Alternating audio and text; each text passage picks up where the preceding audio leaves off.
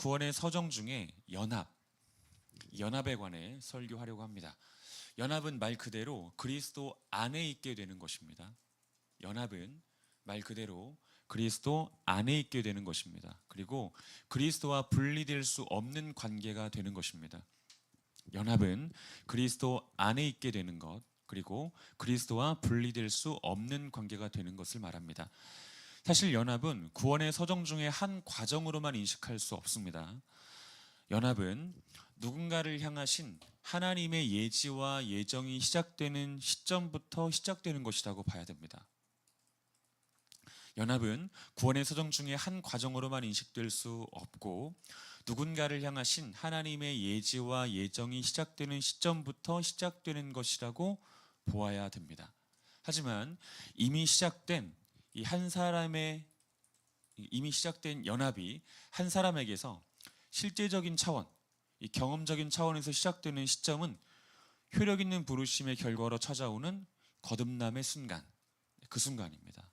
그 효력 있는 부르심으로 거듭남이 시작이 되지 않습니까? 그리고 또 그렇게 완성되죠. 효력 있는 부르심으로. 이 거듭남의 순간이 곧 연합의 순간이기도 하다라는 말씀입니다.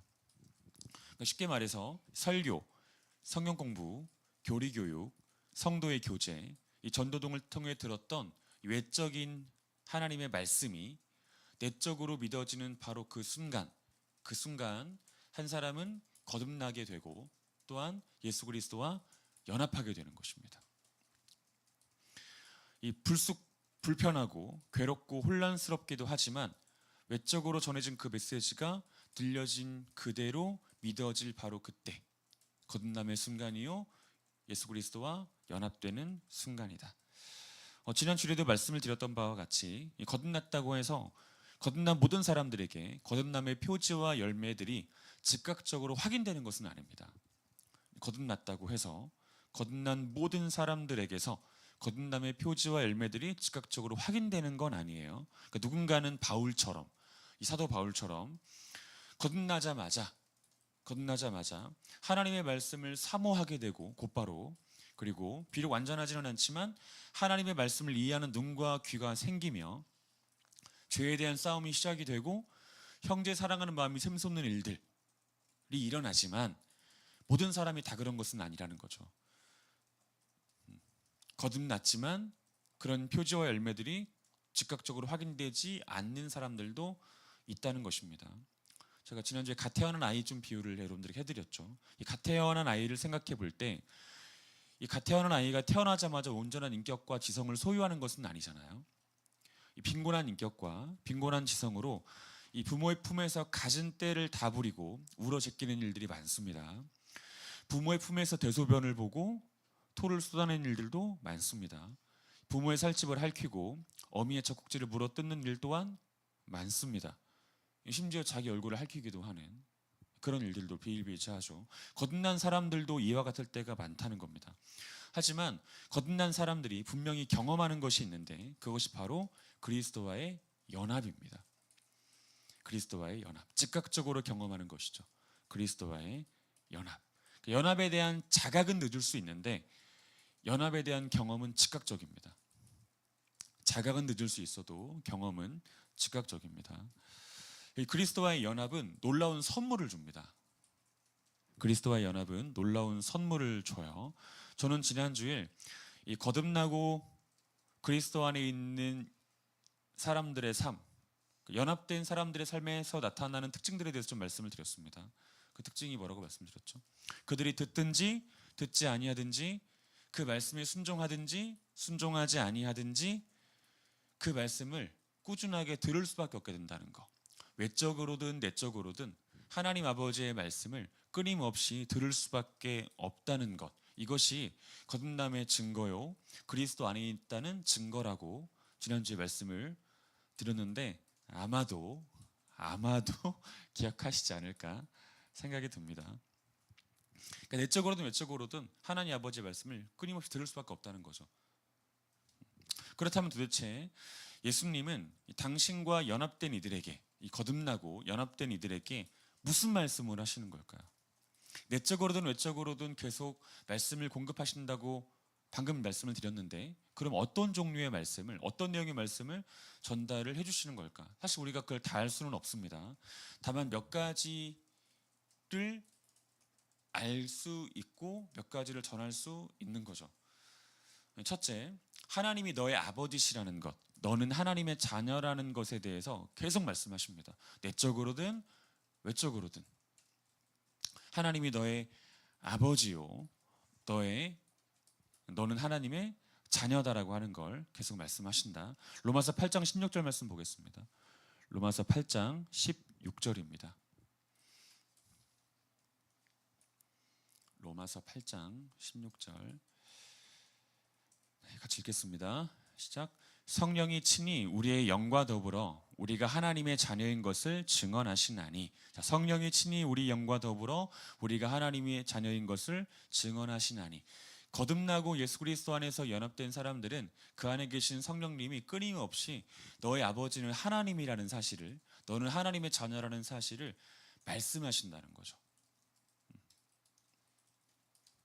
계속 말씀하신다는 겁니다. 그리고 두 번째, 하나님이 너의 어떠함과는 상관없이 너를 사랑하신다. 이 말씀을 우리 안에 계신 성령님을 통해서 계속 말씀하시고요. 또한 외적으로 또한 듣게 하십니다. 우리 에스겔 16장 3절부터 6절까지 말씀 보겠습니다. 에스겔 16장 3절부터 6절입니다.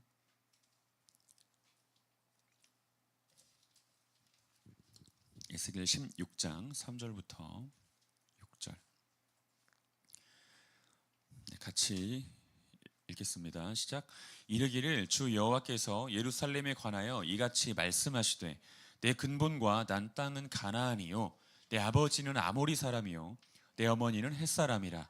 내가 난 것을 말하건대 내가 날 때에 내 배꼽줄을 자르지 아니하였고 너를 물로 씻어 정결하게 하지 아니하였고 내게 소금을 뿌리지 아니하였고 너를 강보로 싸지도 아니하였나니 아무도 너를 돌보아 이 중에 한 가지라도 내게 행하여 너를 불쌍히 여긴 자가 없었으므로 내가 나던 날에 내 몸이 천하게 여겨져 내가 들에 버려졌느니라.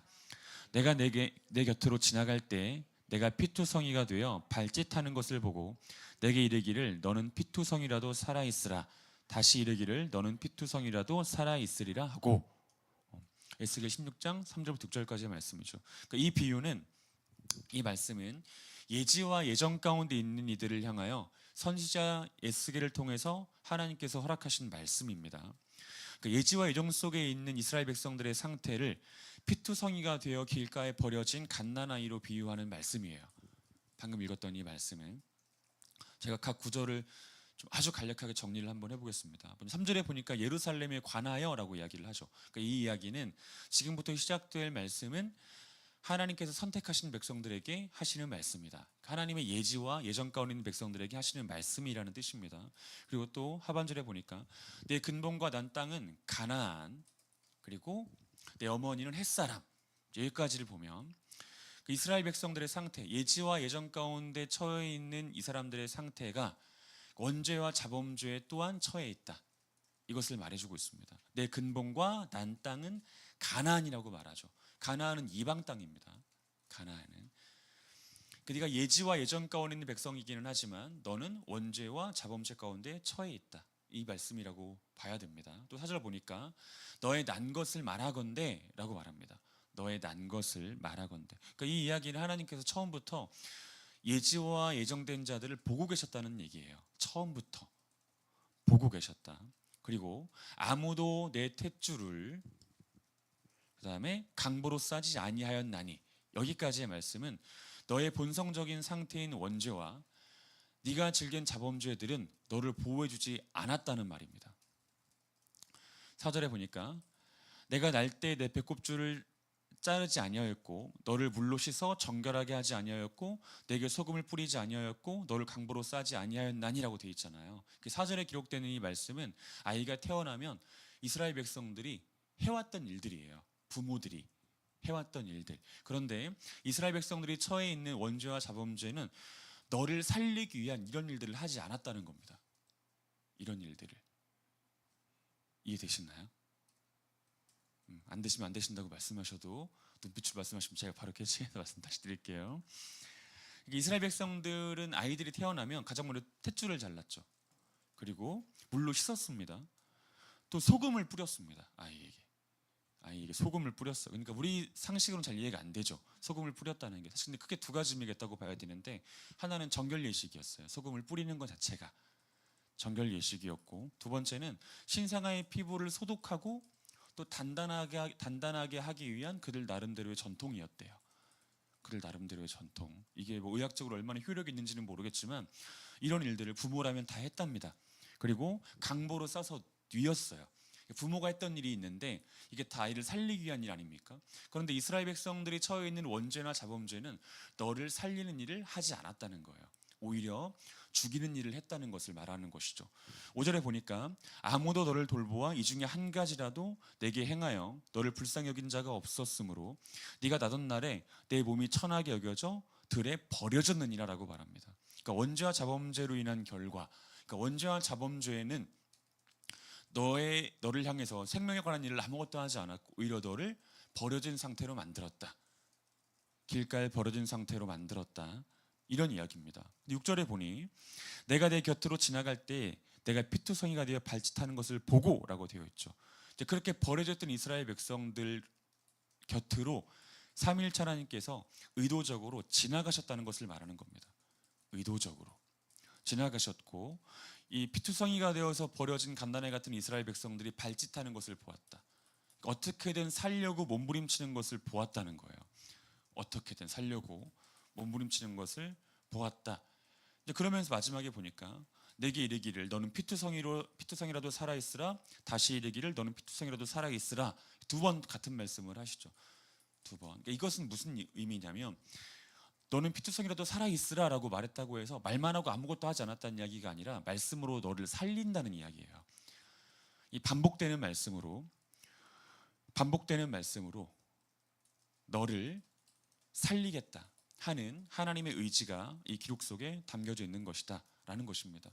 볼품없이 피투성이가 된 채로 길가에 버려진 상태가 너희들이지만 내가 반복되는 나의 말씀으로 너희들을 살리겠다 하는 것이 이 말씀의 의미입니다.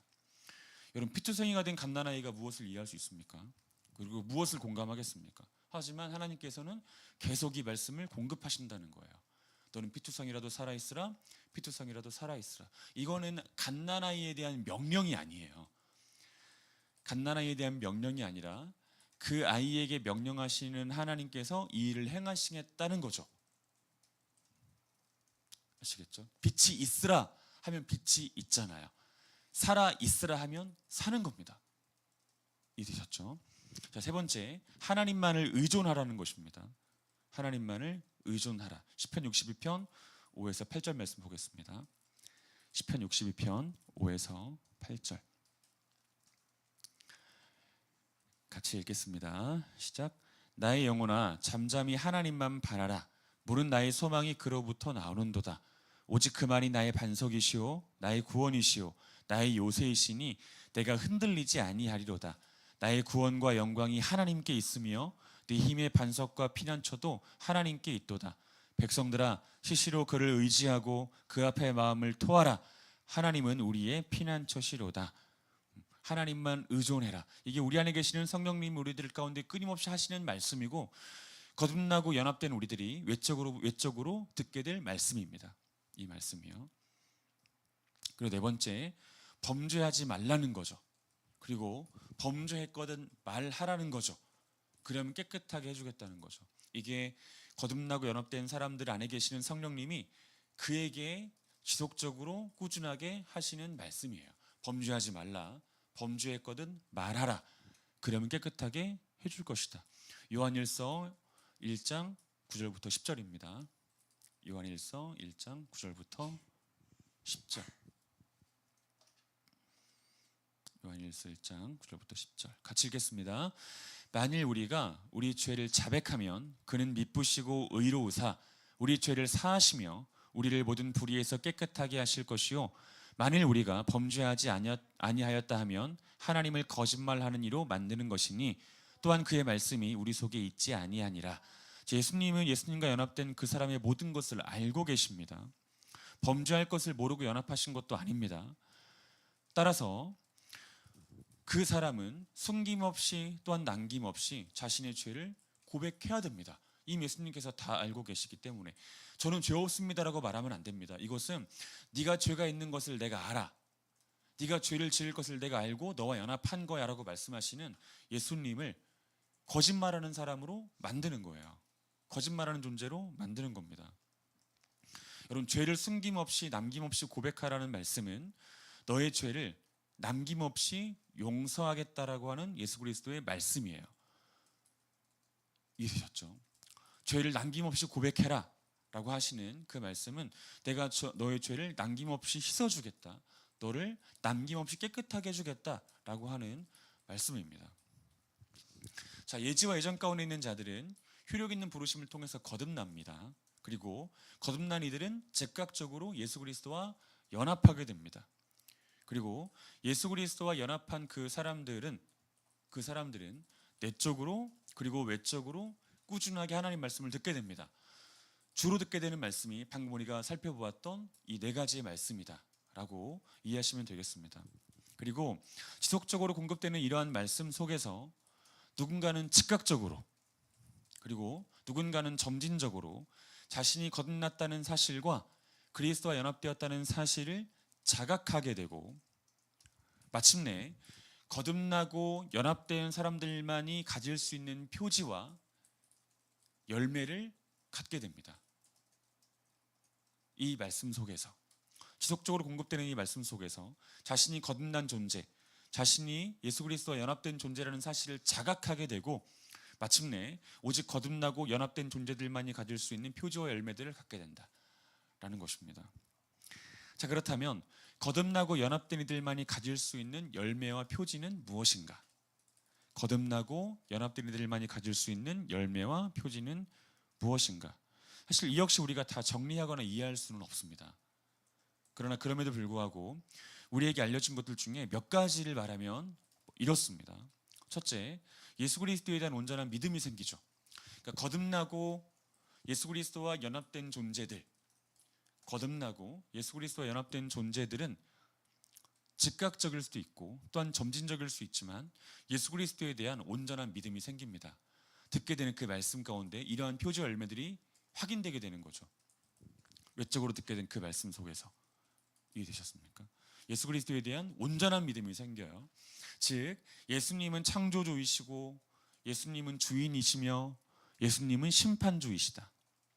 예수님은 하나님의 아들이시며 하나님의 아들이시기에 하나님이시다. 이 사실이 믿어지고요. 그 예수 그리스도께서 우리를 사랑하사 우리를 대신하여 죽임 당하셨으며 그의 죽으심으로 인해 우리가 구원을 받았다는 사실, 이것이 저항 없이 믿어지는 겁니다. 어떠한 거부감도 없이 온전히 믿어지는 거예요. 이게 첫 번째 표지의 열매라고 할 수 있습니다.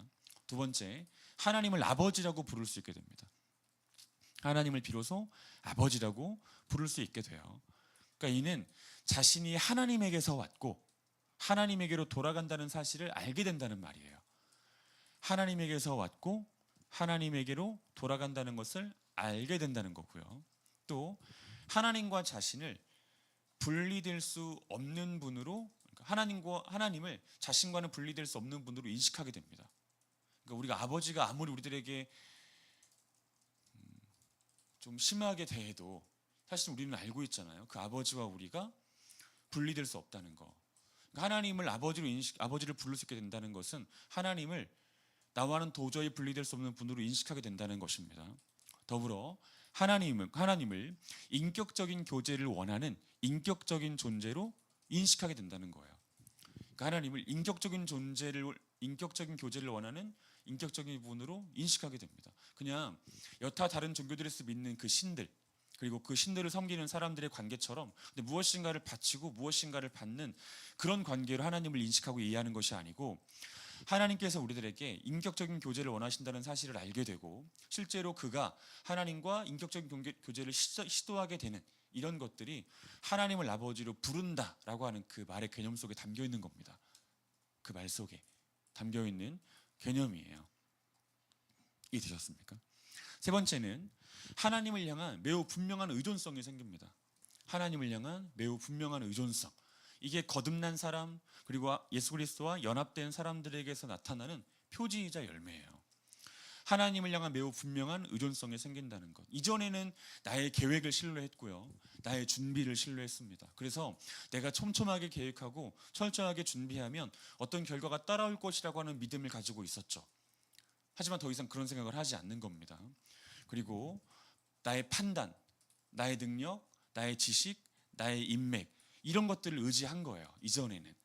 하지만 이 모든 것들을 의지하지 않고 이제 하나님을 향한 의존성이 더욱더 두드러지게 됩니다. 하나님을 절대적으로 의존하게 되죠. 물론 그렇다고 해서 계획하지 않는 건 아닙니다. 또 준비하지 않는 것도 아닙니다. 하지만 계획과 준비라고 하는 것이 가져다주는 의미는 우리를 위해서 열심히 일하시는 삼위일체 하나님의 열심을 배우는 과정으로 인식하게 되는 것이고, 그리고 더불어 이 과정의 정당성을 중요하게 생각하시는 하나님 아버지의 성품을 배우게 되는 것으로 인식하는 거예요. 이전의 준비와 계획은 내가 어떤 결과를 얻기 위한 것으로 받아들여지는 과정이었다면, 이제는 그런 과정으로 받아들여지지 않고 삼위일체 하나님의 나를 향한 열심을 배울 수 있는 과정, 그리고 나를 향한 준비를, 나를 향한 계획을 간접적으로나마 경험할 수 있는 과정으로 인식하게 되고, 이 과정의 정당성을 중요하게 생각하시는 삼위일체 하나님의 성품을 경험하는 계기로 삼게 된다라는 사실입니다. 그리고 나의 판단이나 능력은 더 이상 신뢰하지 않게 되고, 나의 지식도 더 이상 신뢰하지 않게 된다. 나의 인맥 역시 더 이상 신뢰하지 않게 된다.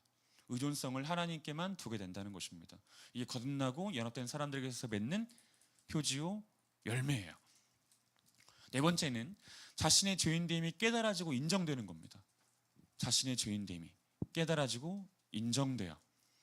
자신이 원죄의 상태에 놓여 있다는 것을 인정하게 되고, 더불어 자신이 그동안 하나님 없이 제멋대로 제 뜻대로 살았다는 것을 인정하게 되는 겁니다. 다섯 번째는 하나님의 심판과 영원한 형벌에 대한 뚜렷한 인지가 생깁니다. 하나님의 심판 그리고 영원한 형벌에 대한 뚜렷한 인지가 생겨요. 여섯 번째는 회심과 새로운 삶에 대한 갈망이 일어납니다. 회심과 새로운 삶에 대한 갈망이 일어나요. 그러니까 하나님 없이 제 뜻대로 제 멋대로 살았던 과거의 삶에 대해서 후회가 밀려오는 거예요. 후회가 밀려오고 이제는 더 이상 그런 삶을 살고 싶지 않게 되는 겁니다. 하나님과 함께하는 삶을 살고 싶고 하나님의 뜻대로 살고 싶은 마음이 샘솟듯 일어나게 되는 거죠. 터지기 시작하는 겁니다. 그리고 하나님의 말씀에 순종하는 삶을 실제로 시도하게 되는 이런 일들이 벌어지는 겁니다. 일곱 번째는 교회와 그리스도인들에 대한 마음과 태도가 새로워져요. 교회를 바라보는 태도가 새로워지고, 그리고 교회 안에 속해 있는 각 지체들을 향한 태도가 새로워집니다. 이제 교회는 그리스도의 몸으로 인식하게 되고, 교회는 하나의 건물이 아니라 그리스도의 몸으로 인식을 하게 되고, 또한 함께 예배하는 그리스도인들을 자신의 형제라고 인식을 하게 됩니다. 그리고 그들을 섬기고 사랑하는 일에 기쁨과 보람과 즐거움을 느끼게 되죠. 이 거듭나고 연합된 이들이 맺는 표지 열매입니다. 또는 여덟 번째는 세계관의 변화가 찾아옵니다.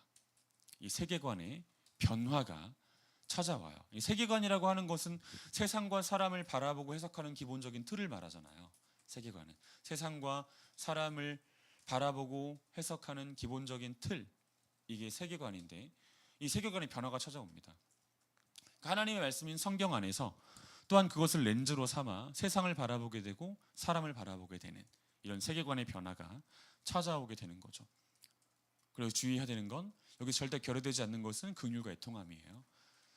그러니까 하나님의 말씀인 성경이 세계관을 형성하는 기본적인 틀이 되는데, 하나님의 말씀에 가득한 것은 애통과 긍휼이거든요. 이제 그 애통과 긍휼로 세상을 바라보고 사람들을 바라보게 된다라는 것입니다. 아홉 번째는 삶의 목적이 달라져요.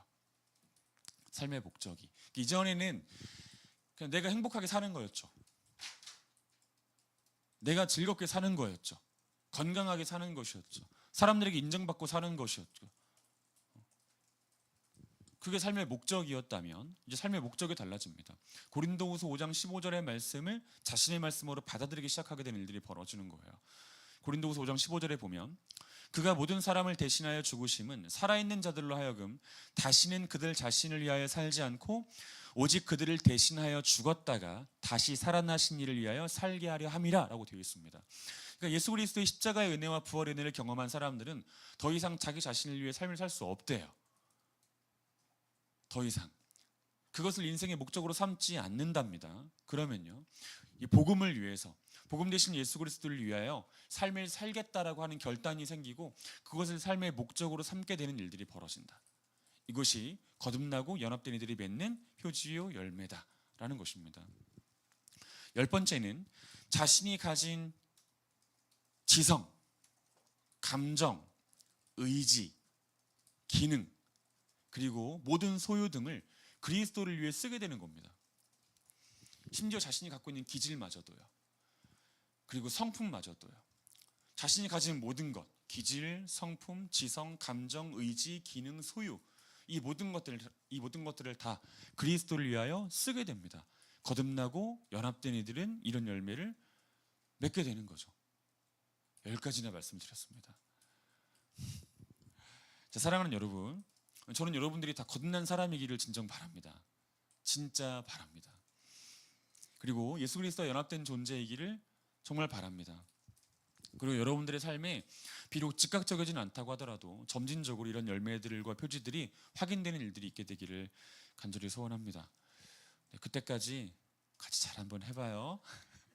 저도 잘 기다려 줄게요. 여러분들도 저 기다려 주시고요. 자, 설교를 시작하면서 연합은 그리스도 안에 있는 것이라고 말씀을 드렸습니다. 그리스도 안에 있는 것, 그리고 그리스도와 끊어질 수 없는 관계가 되는 것이라고 말씀을 드렸어요. 그리고 이 연합을 가장 훌륭하게 설명하는 구절은 에베소서 5장 22절부터 33절의 기록이라고 저는 개인적으로 생각을 합니다. 연합을 가장 훌륭하게 설명하는 구절은 에베소서 5장 22절부터 33절의 기록, 즉 남자와 여자의 결혼, 그리고 결혼 생활에 관한 기록이에요. 이 기록이 예수 그리스도와 우리 사이의 연합을 가장 훌륭하게 설명하는 구절이다, 이렇게 볼 수 있습니다.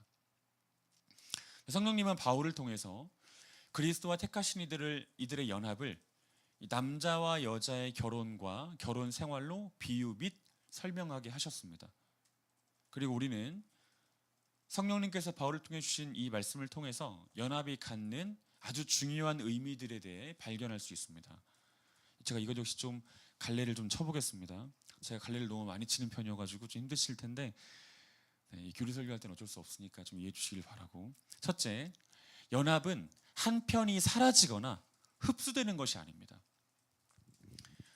그리스도와의 연합은 한 편이 사라지거나 흡수되는 것이 아니에요. 그러니까 결혼은 남자 혹은 여자 둘 중에 한 명을 사라지게 하는 제도가 아니죠. 옛날에 조선시대는 그랬죠. 한 편을 사라지게 하는 제도였잖아요. 그렇죠? 하지만 결혼은 본래 그런 제도가 아닙니다. 그리스도의 연합도 마찬가지입니다. 그리스도와 택하신 이들의 연합도 마찬가지예요. 택하신 이들과 연합하신 예수님은 그들을 사라지게 할 마음이 없어요. 그들을 사라지게 할 마음이 없습니다. 그리고 그들을 자신에게로 흡수할 마음도 없어요. 예수님은요. 예수님은 그들을 가장 그들답게 만들고 싶으신 거예요. 원래 결혼이라는 건 그런 거잖아요. 한 사람을, 나와 결혼한 그 사람을 가장 그 사람답게 만들어주는 것이 결혼이죠. 뭐 제가 감히 결혼 생활에 대해서 함부로 말한다는 게 쉽지 않은데, 아무튼 그런 거죠. 결혼이라고 하는 건. 그러니까 바울이 고백하잖아요. 고린도전서 15장 10절에 보면 나의 나된 것은 하나님의 은혜다라고 고백해요. 내가 나된 것은 하나님의 은혜다. 그러니까 하나님의 은혜가 자신을 가장 자신답게 만들었다는 거예요. 결혼은 그런 것이라는 것입니다. 그를 가장 그답게 만들어주는 제도, 이게 바로 결혼이고, 이것이 그리스도와 택하신 이들의 연합을 설명하는 아주 중요한 말씀이다 라는 겁니다. 여러분이 생각할 때 가장 여러분다운 건 뭔가요? 사실 우리가 그것을 알려면 우리를 향하여 두신 삼위일체 하나님의 예지와 예정에 대한 이해가 필요해요. 예지와 예정에 대한 이해가 필요합니다. 그리고 더불어 우리가 갖고 있어야 되는 지식이 뭐냐면 예수 그리스도가 어떤 분인가에 대한 지식이 필요해요. 왜냐하면 삼위일체 하나님은 우리를 예수 그리스도처럼 살게 하시기를 원하시거든요. 그러니까 우리가 예수 그리스도처럼 삶을 살아가고 예수 그리스도처럼 무엇인가를 선택하고 결정하기 시작할 때, 무엇인가를 해석하기 시작할 때 우리는 느낄 수 있다는 거죠. 아, 이게 바로 나다운 거구나 라고 느낄 수 있는 겁니다. 그러니까 성격이 더러운 사람이, 그러니까 저 같은 사람이죠. 성격이 더러운 사람이 더럽게 생각하고 더럽게 행동한다고 해서 그다운 게 아니라고요. 아시겠죠? 두 번째, 연합은 육체와 감정의 교류입니다. 육체와 감정의 교류예요. 결혼은 남자와 여자의 정신적이고 육체적인 결합이죠. 결혼이라고 하는 건 남자와 여자의 정신적이고 육체적인 결합입니다. 그리스도와 택하신 이들 간의 연합 역시 마찬가지예요. 택하신 이들과 연합하신 예수님은 그들과 정신적으로 결합하고 싶어 하십니다. 정신적으로 결합하고 싶어 하세요. 또한 그들의 육체와도 결합하고 싶어 하세요. 정신과도 결합하고 싶어 하시고 육체와도 결합하고 싶어 하십니다. 정신적인 결합은 말씀과 기도를 통한 깊은 사귐을 통해 이루어지는 결합이고요. 육체적인 결합은 그분의 말씀을 따라 사는 삶, 그분의 말씀에 순종하는 삶을 통해서 이루어지는 결합입니다. 이해되셨죠? 다시 한번 말씀드려볼게요. 이 정신적인 결합은 말씀과 기도를 통한 예수 그리스도와의 깊은 사귐을 통해서 이루어지는 것입니다. 정신적인 결합은요. 육체적인 결합은 그분의 말씀을 따라 사는 삶, 그분의 말씀에 순종하는 삶을 통해서 이루어지는 결합이에요. 그러니까 말씀을 보고 기도하면서 예수 그리스도와 사귀지만 실제로 말씀을 살아내는 일이 없고 말씀에 순종하는 일이 없다면 그는 정신적으로는 결합했을지 몰라도 육체적으로는 아직 예수 그리스도와 결합하지 않은 거예요. 반대로 교회에서 열심히 사역하고 열심히 봉사는 하지만 자기에게 주어진 직무들을 감당하기는 하지만 말씀과 기도를 통해서 예수 그리스도와 사귀는 사귐이 없다면 그것은 육체적으로는 결합했지만 정신적으로는 결합하지 않은 겁니다. 근데 결혼이라고 하는 제도는 육신의 결합과 정신의 결합이 같이 있는 것이잖아요. 자, 그리스도의 택하신 이들의 연합은 그런 것이다. 잊지 않으셔야 됩니다. 세 번째로 연합은 쌍무적인 거라는 거죠. 쌍무, 쌍수 말고요. 쌍무. 연합은 쌍무적인 겁니다. 이 결혼과 결혼 생활은 서로에 대한 의무를 확인하고 기꺼이 그 의무를 감당하겠다는 약속 안에서 이루어집니다. 그 언약 안에서 이루어지죠. 결혼과 결혼 생활은 서로에 대한 의무를 확인하고 기꺼이 그 의무를 감당하겠다는 약속 안에서 시작되고 또한 이루어집니다. 그 약속을 이행하는 것으로 결혼 생활이 그렇게 지속되고 이루어지는 거죠. 그리스도와 택하신 이들 간의 연합도 마찬가지입니다. 그리스도께 감히 우리가 의무 혹은 책임이라는 단어를 붙일 수는 없지만 그리스도께서 우리를 위하여 하신 당신의 일을 한순간도 망각하신 일이 없고 멈추신 일이 없다는 걸 우리는 기억해야 돼요. 예지하시고 예정하신 이들, 거듭나게 하시고 자신과 연합하신 그 이들을 위해서 예수님께서 한 번도 자신이 하실 일을 망각하신 일도 없고 그 일을 멈추신 일도 없다는 것을 우리들이 기억해야 됩니다. 이것은 문학적인 표현이 아니라 실제입니다. 그분은 우리를 위해서 모든 일을 다 하시죠. 정당한 모든 일을, 또 선하신 모든 일을 다 하십니다. 그러니까 우리가 택하신 이들이 맞다면, 또한 거듭난 이들이 맞다면, 또한 그리스도와 연합된 이들이 맞다면 우리도 역시 마찬가지 생각을 해야 되는 거예요. 우리도 해야 될 일이 있다는 생각을 해야 되는 거죠.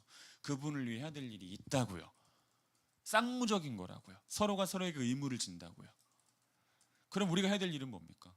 우리가 예정된 이들이 맞다면, 예지된 이들이 맞다면, 효력 있는 부르심을 받아서 거듭나고 연합된 이들이 맞다면 우리가 마땅히 해야 되는 일은 뭔가요? 제가 첫 번째와 두 번째만 말씀드리면, 첫 번째는 하나님을 알기 위해 힘쓰는 거고요. 힘쓰는 거.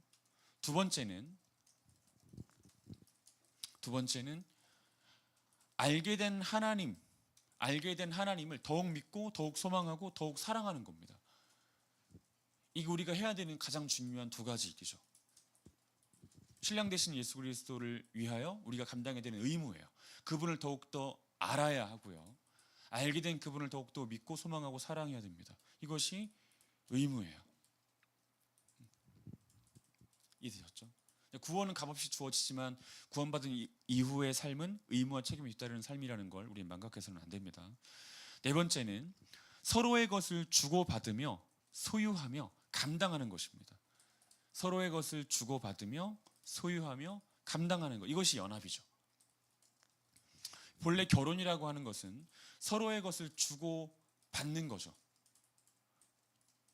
이 상징적인 행위가 서로의 손에 있는 반지를 상대방의 손에 끼워주는 거잖아요. 네 것이 내 것이고 내 것이 네 것이라는 거죠. 이해됩니까? 다들 결혼을 잘 안 해봐서 모르죠? 잘 안 해본 건 또 뭐야? 안 해봐서 모르죠. 서로의 손에 있는 것을 상대방에게 끼워주는 의식을 통해서 확인하는 겁니다. 내 것이 네 것이고 네 것이 내 것이라는 거예요. 물론 요즘에는 결혼을 해도 각자 주머니를 따로 차지만 사실 예전에는 그러지 않았잖아요. 그리고 서로가 가진 것을 감당하겠다는 의미가 담긴 제도입니다. 이 결혼이라는 제도는. 그러니까 네 것이 내 것이고 내 것이 네 것이 된다는 것을 보여주는 제도이면서 동시에 너의 모든 것을 내가 감당하겠다는, 그리고 나의 모든 것을 네가 감당해야 된다는, 이제 이것을 상징하는 제도가, 이것을 의미하는 제도가 바로 결혼이라는 제도예요. 그리스도와 택하신 이들의 연합 역시 마찬가지라고 우리는 생각해야 됩니다. 그래서 저는 여기에 좀 집중해서 설교의 마지막 메시지를 전하려고 합니다. 다시 말하지만 하나님은 연합을, 이 그리스도와 택하신 이들 간의 연합을 결혼과 결혼 생활로 비유하여 설명하십니다. 결혼과 결혼 생활로 비유하여 설명하세요. 남녀가 결혼하면 내가 가졌던 것이 그의 것이 됩니다. 그러니까 지금 마치 제 아내가 제가 가지고 있었던 차를 타고 다니는 것과 마찬가지죠. 제가 가지고 있는 것을 갖게 됩니다. 근데 여러분, 이 스토리가 또 있어요. 제가 결혼하기 전에 그 차에 대한 빚을 다 갚지 못했는데 이제 나머지 빚을 또 아내가 갚아줬기 때문에 사실은 타도 됩니다. 어쨌든 내가 가졌던 것이 그의 것이 되고요, 그가 가졌던 것이 내 것이 됩니다. 결혼했는데 왜 내 거 네가 써 그러진 않잖아요. 안 해봐서 모르죠? 그러진 않거든요. 그러진 않습니다. 그것이 좋은 것이든 나쁜 것이든, 그것이 좋은 것이든 나쁜 것이든 그의 것은 내 것이에요. 그의 것은 내 것. 그게 빚이든 현금이든 그의 것은 내 것입니다. 그게 빚이든 현금이든 그의 것은 곧 내 것이에요. 그것이 가난함이든 부유함이든 그의 것이 곧 내 것입니다. 그의 질병도 곧 내 것이에요. 그의 질병도. 왜냐하면 병간호 누가 하겠습니까? 그의 것이 곧 내 것이에요. 그의 기질도 그의 것이지만 곧 내 것입니다. 그거 감당 누가 합니까? 우리 아내가 하죠. 그의 성품도 마찬가지. 그의 것이지만 곧 내 것이에요. 또 내 성품이 곧 그녀의 것입니다. 결혼 잘해야 돼요. 곡소리 나는 거거든요. 그가 가진 전부가 다 내 것이 됩니다. 또 내가 감당해야 될 것이 돼요. 마찬가지. 내가 가진 전부가 그녀의 것이 되고 그녀가 감당해야 될 것이 됩니다. 자, 우리는 그리스도와 택하신 이들 간의 연합을 생각할 때 이 점을 분명히 염두에 둬야 돼요. 이 점을. 자, 그렇다면 신랑으로 비유되시는 예수 그리스도께서 가지신 것은 뭐예요? 예수님께서 가지신 것이 곧 우리 것이 되는데 예수님께서 가지신 것이 뭡니까? 오늘 본문인 로마서 6장 3절부터 9절까지에 기록이 되어 있습니다. 신랑이신 예수 그리스도께서 가지신 것, 그것이 무엇인지 기록이 되어 있어요. 제가 한번 읽어보겠습니다. 같이 읽을 사람은 같이 읽어도 좋아요. 무릇 그리스도 예수와 합하여 세례를 받은 우리는 그의 죽으심과 합하여 세례를 받은 줄을 알지 못하느냐. 그러므로 우리가 그의 죽으심과 합하여 세례를 받음으로 그와 함께 장사되었나니 이는 아버지의 영광으로 말미암아 그리스도를 죽은 자 가운데서 살리심과 같이 우리로 또한 새 생명 가운데서 행하게 하려 함이라. 만일 우리가 그의 죽으심과 같은 모양으로 연합한 자가 되었으면 또한 그의 부활과 같은 모양으로 연합한 자도 되리라. 우리가 알거니와 우리의 옛사람이 예수와 함께 십자가에 못 박힌 것은 죄의 몸이 죽어 다시는 우리가 죄에게 종노릇하지 아니하게 하려 함이니 이는 죽은 자가 죄에서 벗어나 의롭다 하심을 얻었음이라. 만일 우리가 그리스도와 함께 죽었으면 또한 그와 함께 살 줄을 믿노니 이는 그리스도께서 죽은 자 가운데서 살아나셨음에 다시 죽지 아니하시고 사망이 다시 그를 주장하지 못할 줄을 알미로라. 자, 신랑이신 예수님께서 가지신 것을 정리해 보면 이렇습니다. 3절 보니까 신랑이신 예수님께서 가지신 것은 십자가에서의 죽으심이에요. 십자가에서의 죽으심, 죄에 대한 형벌이자 책임이라고 할 수 있는 십자가에서의 죽으심, 신랑이신 예수님께서 가지고 계신 것이고, 또 4절 보니까 아버지의 영광과 또한 죽음에서 살아나신 부활, 아버지의 영광과 죽음에서 살아나신 부활이 신랑이신 예수님께서 가지고 계신 것이고요. 6절에 보니까 죄에 대한 책임과 형벌로부터의 자유, 이 자유, 이것이 신랑이신 예수님께서 가지고 계시는 겁니다. 또한 7절에 보니 모든 율법의 요구에 대한 완벽하고 완전한 순종, 그리고 그런 순종을 통해서 획득되는 의, 이것이 신랑 되신 예수님께서 가지고 계시는 겁니다. 완전한 순종과 율법에 대한 완전한 순종과 완전한 순종을 통해서 획득되는 의, 이거 신랑 되신 예수님께서 가지고 계시는 것이고, 9절에 보니까 영생이죠. 영원히 사는 영생, 이 땅에서 뿐만 아니라 그 나라에서도 영원히 사는 그 영생, 이 영생을 신랑 되신 예수님께서 가지고 계십니다. 여러분 잘 기억하셔야 됩니다. 똑똑하게. 하나님은 연합이라고 하는 이 구원의 서정을 통해서 신랑 되신 예수님께서 가지고 계시는 이 모든 것을 우리의 것이 되게 해주십니다. 이 모든 것을, 이 연합이라고 하는 구원의 서정을 통해서 우리의 것이 되게 해주세요. 그리고 연합이라고 하는 구원의 서정을 통해서 택함 받은 이들이 가지고 있는 것들을 이제 예수님의 것이 되게 해주십니다. 그럼 택함 받은 이들이 연합이라고 하는 우리 다빈자매님 앞에서 한 번만 더 해달라고 이렇게 해가지고 제가 한 번만 더 하겠습니다. 한 번만 할 거니까 잘 들어야 돼요. 어디서부터 해줘야 되는 거예요? 하나님은 연합이라고 하는 이 구원의 서정을 통해서 신랑 되신 예수님께서 가지고 계시는 이 모든 것들, 로마서 6장 3절부터 9절에 기록되어 있는 이 모든 것들을 택하신 이들의 것이 되게 해주신다고요. 택하신 이들의 것이 되게 해주십니다. 연합이라고 하는 구원의 서정을 통해서요. 그리고 더불어 이 연합이라고 하는 구원의 서정을 통해서 택함 받은 이들이 가지고 있었던 것, 택함 받은 이들이 가지고 있었던 것을 이제 신랑 되신 예수님의 것이 되게 하십니다. 그럼 택함 받은 이들이 가지고 있었던 것은 뭐예요? 자, 제가 세 가지만 시끄러워요. 제가 세 가지만 말씀을 드려볼게요. 첫 번째는 하나님과 하나님의 말씀, 하나님의 뜻에 대하여 완전히 죽어버린 상태인 원죄죠. 이게 예지되고 예정된 이들이 가지고 있는 것이에요. 원죄입니다. 원죄. 하나님과 하나님의 말씀, 하나님의 뜻에 대하여 완전히 죽어버린 상태인 원죄. 택하신 이들이 가지고 있는 것이죠. 첫 번째.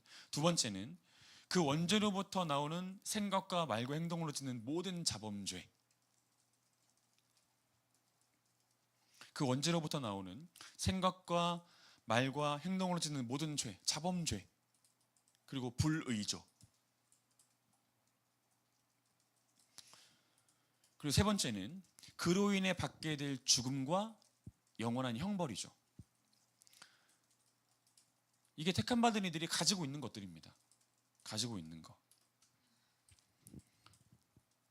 하나님은 연합이라고 하는 구원의 서정을 통해서 택함 받은 이들이 가진 이 모든 것을 예수님의 것, 그리고 예수님이 감당하셔야 될 것이 되게 하십니다.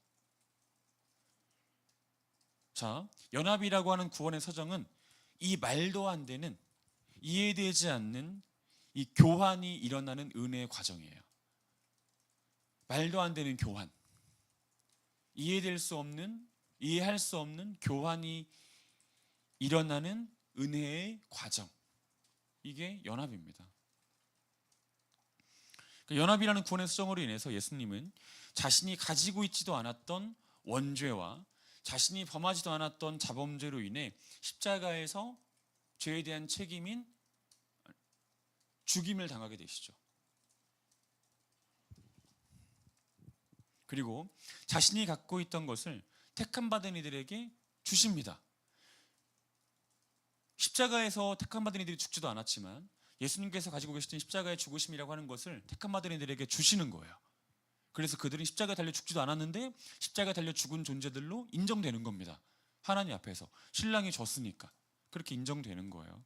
또 영광스러운 것이 전혀 없지만 사실 부정한 것 투성이지만 신랑 되신 예수 그리스도께서 당신이 가지고 있는 영광을 연합이라고 하는 구원의 수정을 통해서 주셨기 때문에 영광이 없던 그가 영광을 가진 존재가 됩니다. 영광을 가진 존재가.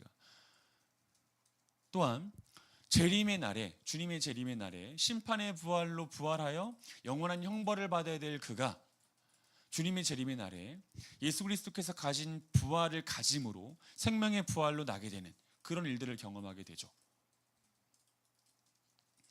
또한 죄에 대한 책임과 형벌에 대해서 형벌에 완전히 사로잡혔던 그가 죄에 대한 책임과 형벌에서 완전히 자유케 되어지는 그 자유를 갖게 됩니다.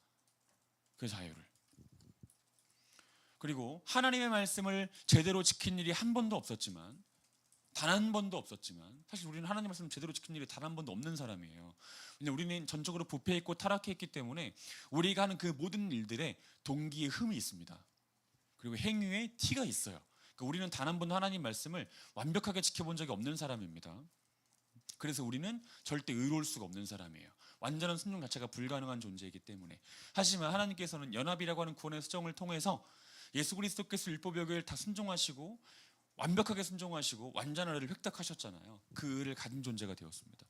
하나님 말씀을 단 한 번도 순종한 적이 없는데 하나님 말씀에 순종한 적이 있는 사람으로 인정이 되는 것이고, 그리고 하나님 말씀에 단 한 번도 순종한 적이 없으므로 의를 가질 수 없는 존재인데 예수님께서 당신의 의를 신부된 택하신 이들에게 전가해 주시는 거예요. 그렇게 주시는 겁니다. 의를 가진 존재로 인정되죠.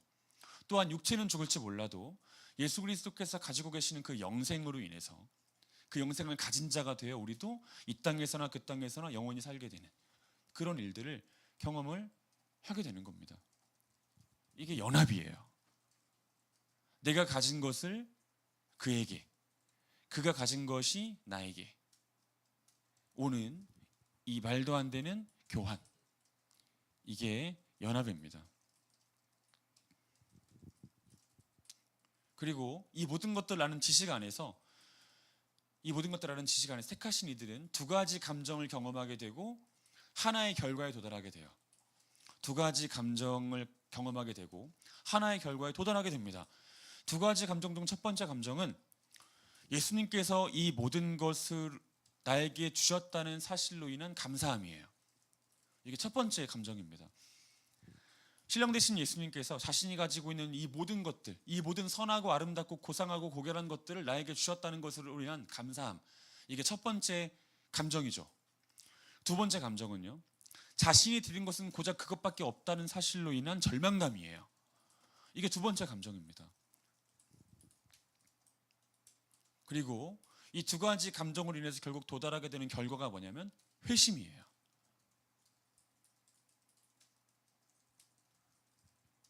우리가 다음 시간에 살펴볼 회심. 자, 사랑하는 여러분, 거룩한 교환이 이루어지는 그리스도와의 연합이 이미 여러분들의 것이 되기를 간절히 원합니다. 여러분의 것이기를 저는 기도해요. 여러분들이 모두 예수 그리스도와 연합된 자이기를 하나님 앞에 기도합니다. 그리고 연합한 자들이 맺는 열매들을 여러분들이 삶 가운데 충실히 맺게 되는 은혜 있기를 간절히 원합니다. 우리가